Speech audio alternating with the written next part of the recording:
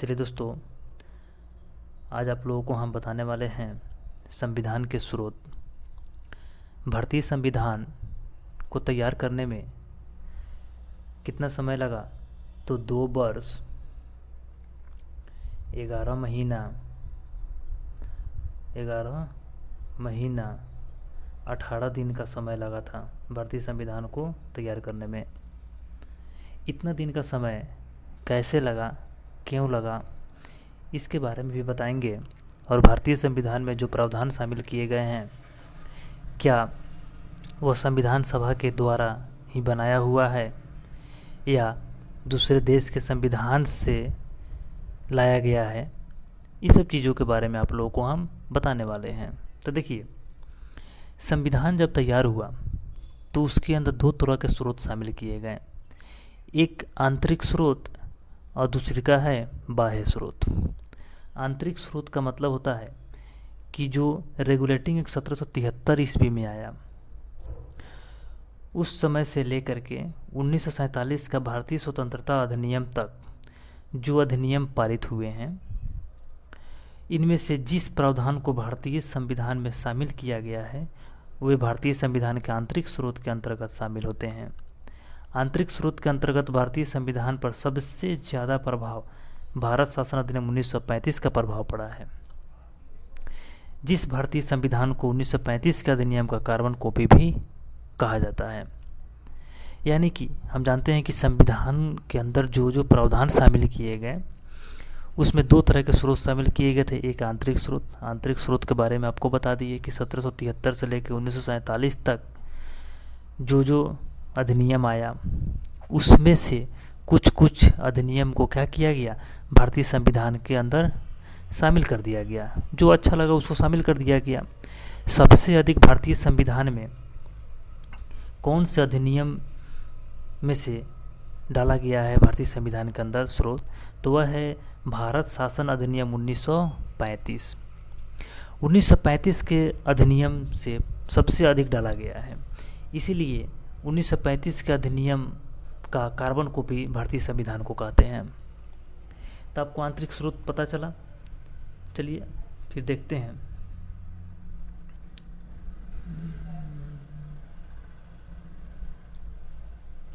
यहाँ पे ये क्या लिखा हुआ है कि संविधान को 1935 का अधिनियम का कार्बन कॉपी भी कहा जाता है। अभी बताए हैं 1935 का अधिनियम से 2/3 प्रावधान भारत के संविधान में शामिल किया गया है। समझ में आ गया। अब आते हैं बाह्य स्रोत के बारे में जानते हैं। बाह्य स्रोत क्या है?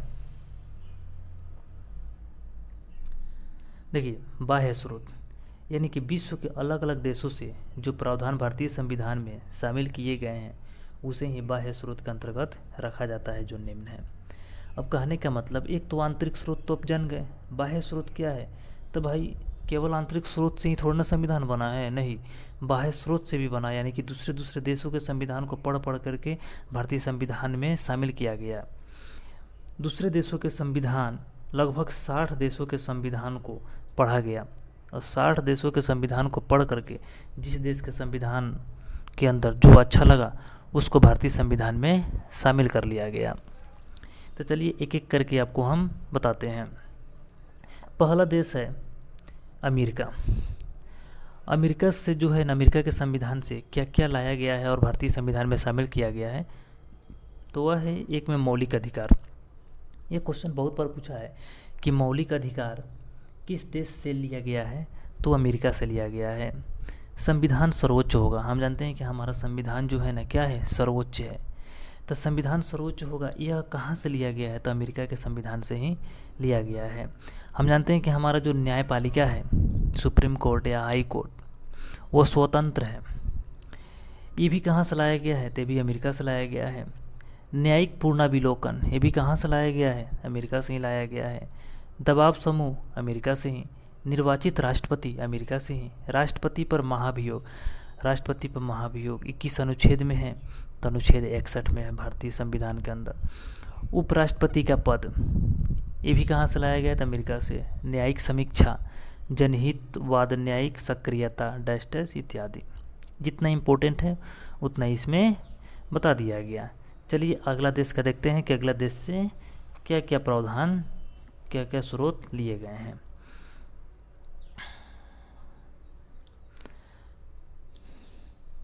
अब 2 नंबर में देखते हैं आयरलैंड।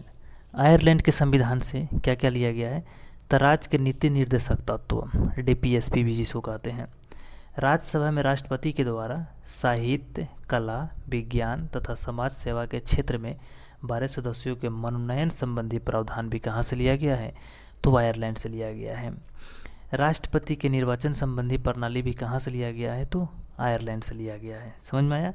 तो आपसे डायरेक्ट क्वेश्चन पूछता है कि नीति निर्देशक तत्व किस देश के संविधान से लिया गया है, तो आयरलैंड के संविधान से लिया गया है।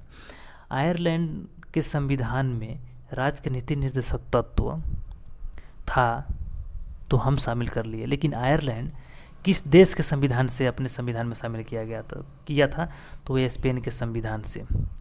कब, तो 1937 में। यानी कि स्पेन से लिया आयरलैंड, आयरलैंड से लिया भारत। ठीक है। अब देखते हैं 3 नंबर में दक्षिण अफ्रीका का। दक्षिण अफ्रीका के संविधान से हम कौन कौन से स्रोत लिए हैं, तो संविधान संशोधन की प्रक्रिया, राज्यसभा के सदस्यों के निर्वाचन संबंधी प्रावधान किस देश से, तो दक्षिण अफ्रीका से लिए गए हैं। और तीसरा हो गया। चौथा देखते हैं ऑस्ट्रेलिया के संविधान से कौन कौन से स्रोत शामिल किए गए हैं भारतीय संविधान में। तो प्रस्तावना की भाषा, प्रस्तावना की भाषा किस देश के संविधान से लिया गया है, तो ऑस्ट्रेलिया के संविधान से लिया गया है। संयुक्त अधिवेशन, संयुक्त अधिवेशन की चर्चा अनुच्छेद 108 में है। संयुक्त अधिवेशन बुलाता कौन है, तो राष्ट्रपति बुलाते हैं, और इसका अध्यक्षता कौन करता है, तो लोकसभा का अध्यक्ष करता है।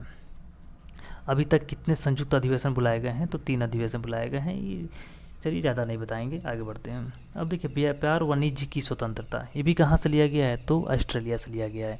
समवर्ती सूची संबंधी प्रावधान भी कहाँ से लिए गए हैं, तो ऑस्ट्रेलिया से ही लिए गए हैं। तो 4 देशों को बता दिए। चलिए 5वां देश बताते हैं। 5 नंबर में है रूस। रूस से कौन कौन सा स्रोत लिए हैं, भारतीय संविधान के अंदर शामिल किए हैं, उसके बारे में देखते हैं। मौलिक कर्तव्य, देखिए मौलिक अधिकार कहेगा तो अमेरिका, अ से अधिकार, अ से अमेरिका। ठीक है। और मौलिक कर्तव्य कहेगा तो रूस, क्योंकि मौलिक कर्तव्य मौलिक अधिकार में कन्फ्यूजन हो जाता है। याद रखिएगा, अ से अधिकार, अ से अमेरिका। मौलिक कर्तव्य कहाँ से, तो रूस से।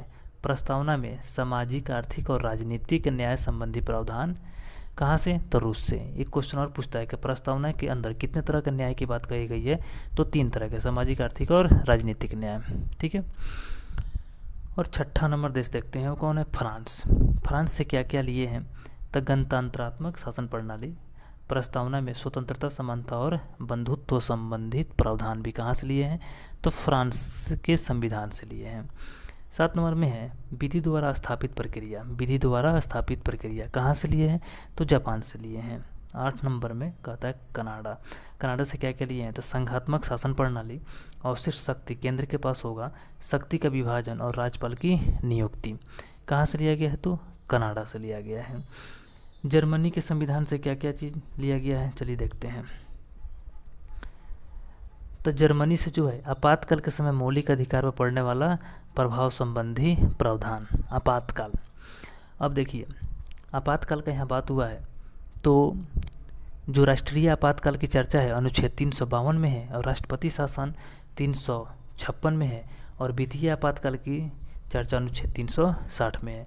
ये दोनों में जो है ना मौलिक अधिकार, ये दोनों अगर लागू होता है तो इससे मौलिक अधिकार पर कोई प्रभाव नहीं पड़ता है, लेकिन अगर 352 अगर लागू होता है तो मौलिक अधिकार समाप्त कर दिया जाता है अनुच्छेद 20 और अनुच्छेद 21 को छोड़ करके।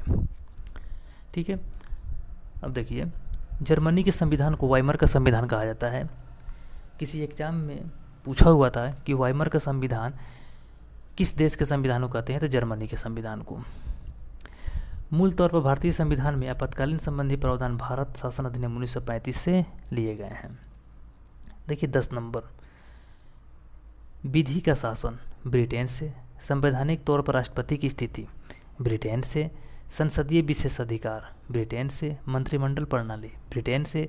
संसदीय शासन प्रणाली ब्रिटेन से। परमाधिकार लेख ब्रिटेन से। एकल नागरिकता, बहुत BBI है, इसको याद रखिएगा, एकल नागरिकता भी ब्रिटेन से। चलिए दोस्तों संविधान का स्रोत आपको बता दिए। अगर आपको वीडियो अच्छा लगा तो लाइक कीजिए, और सब्सक्राइब नहीं किए होंगे तो सब्सक्राइब भी कीजिए। और अगर कुछ लिखना चाहते हैं तो कमेंट करके आप बताइए कि आपको वीडियो कैसा लगा, और किस तरह का वीडियो और आगे बनना चाहिए, और किस किस सब्जेक्ट का वीडियो बनना चाहिए, इसके बारे में आप लोग बताइए। ज़रूर उसको हम बनाने का कोशिश करेंगे। चलिए, धन्यवाद दोस्तों।